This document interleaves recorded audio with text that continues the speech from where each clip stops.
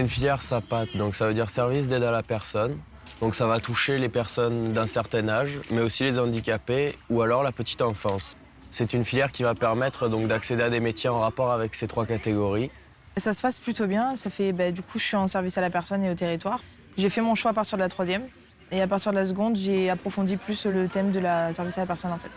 Je sais que dans ma classe, on est 2 à vouloir faire éducateur spécialisé. Beaucoup veulent faire infirmière, auxiliaire puéricultrice. Dans l'enseignement SAPAT, il y a beaucoup de concret. On va beaucoup mettre en pratique ce qu'on apprend dans des situations réelles. La microcrèche installée au sein du lycée agricole fait forcément une énorme différence avec d'autres structures. D'abord parce qu'elle porte les valeurs du lycée, qui sont la solidarité, la bienveillance, l'accompagnement.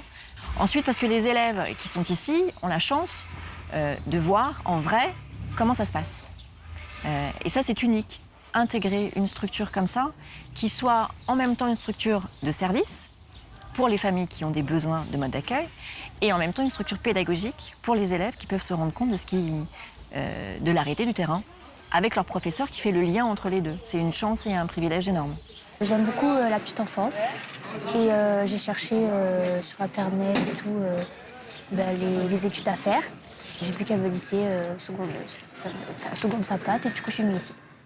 Moi, personnellement, dans le service à la personne, c'est plus les personnes âgées que les enfants. Logiquement, dans les cases de filles, c'est les enfants, la puériculture et tout. Moi, c'est l'inverse. J'arrive plus avec les personnes âgées. Le fonctionnement petite enfance n'est pas très loin du fonctionnement des seniors. Je dirais que dans les gestes et la volonté de l'accompagnement, on retrouve sensiblement les mêmes choses. Après, c'est une question d'affinité entre les tout-petits, qui ne parlent pas, et les seniors. Ceci étant, on retrouve de plus en plus de passerelles entre les maisons de retraite et les crèches. Mais après, j'irai en école d'auxiliaire. En fait, c'est pour devenir auxiliaire de puériculture, c'est pour soit travailler dans les crèches ou alors en maternité. Et moi, personnellement, je vais faire en maternité. Mais une fois qu'on a le bac pro, qu'on devient auxiliaire de puériculture ou autre, on peut facilement évoluer. Le secteur de la petite enfance et de l'enfance est vaste. L'important, c'est de commencer, je dirais, au minimum au bac pro, de bien choisir sa filière.